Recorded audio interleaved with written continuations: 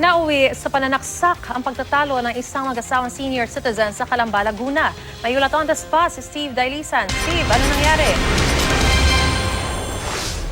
Maris, dead on arrival na nga ang 68 anyos na ginang at sugatan naman ang kanyang 13 anyos na apo matapos nga silang pagsasaksakin ng kanya mismong asawa sa loob ng kanilang bahay. Nakalaunan nga itong suspect ay nanlaban at nabaril din ng mga pulis. Pasado alas 4 ng madaling araw nang pumunta sa kubo o bahay ng 68 years old na si Luisa Gonzales ang kanyang asawang si Patricio Gonzales Sr.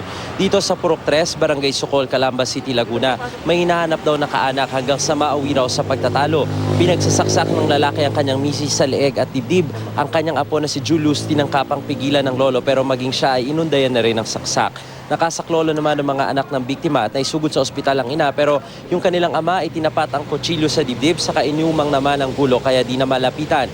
Tinangkapa raw siyang kausapin ng mga rumesponding tanod pero sa tuwing siya ilalapitan, ibinabaon naman niya ang kutsilyo sa kanyang dibdib. Dito na raw tumawag ng pulis ang barangay pero paglapit naman ng mga pulis, nagtakka naman daw na sumugod ang sospek kaya siya nabaril. Dead on arrival na rin siya sa ospital. Hindi naman daw nakainom ang sospek kaya pinagtataka nila kung anong nagtulak dito para gawin ang krimen. Ayon sa anak ng biktima, matagal na raw sinasaktan ng kanilang ama ang kanilang ina kaya pinagbukod na. Namamasukang kasambahay ang kanilang ina para may pantustos sa araw-araw pero nagsiselos pa rin daw yung kanilang ama. Wala naman daw silang reklamo sa ginawang aksyon ng mga otoridad. Siya naman yung dahilan na namatay yung nanay ko. Tanggap ko na rin yung namatay siya. Kasi sinabi ko na talaga kung dapat tayo mo yung nanay ko. Ano mangyayari di siya sa'yo. Ganun din gagawin namin sa'yo.